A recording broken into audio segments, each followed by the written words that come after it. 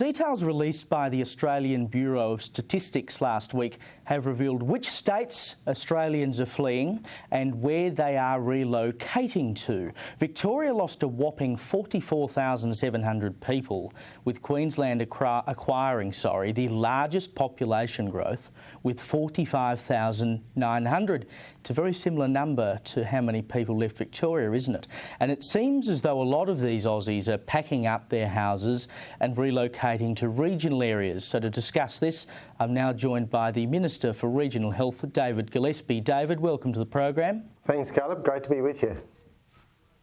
Thank you. Now, it would seem as though there's been something of a renaissance of rural and regional Australia. People have had enough of living in big cities, particularly Melbourne, it would seem, and they've packed up, spent their money somewhere else where they can have a bit more land and a bit more room and not live on top of each other. Is this what's going on?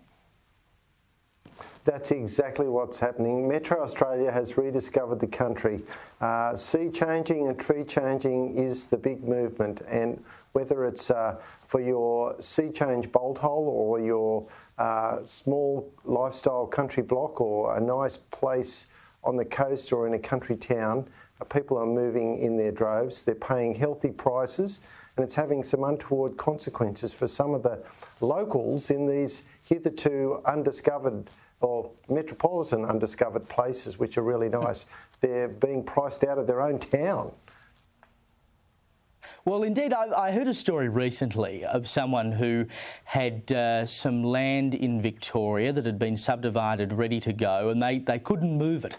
And then the pandemic happened and they whacked $50,000 extra on every single block of land, and they sold the whole lot overnight like hotcakes because people were so desperate to get out of Melbourne. But surely the other effect of that is that people who already own land and owned houses in rural and regional areas would be seeing their land values go up, so they're pocketing a bit of extra cash, really. Oh, look, there's plenty of happy people in country towns and coastal village and cities who have sold, but for the moment it is actually getting a bit too hot by my reckoning, and there will be a levelling out in prices, but certainly the metropolitan buyers have bought many sight unseen properties up and down the east coast and in the hinterland towns, which I've visited today, just speaking to real estate agents today. Lifestyle country blocks with a bit of river nearby are going like hotcakes. They can't get enough of them.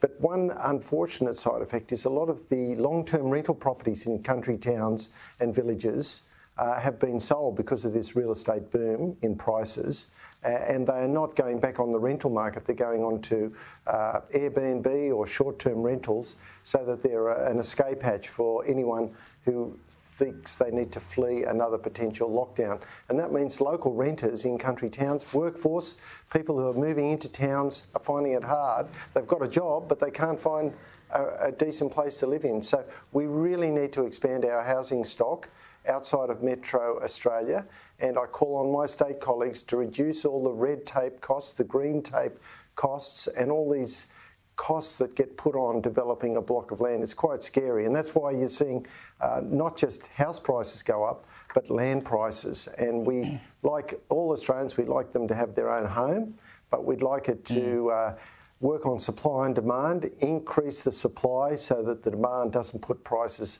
up as high or as quickly as they're going.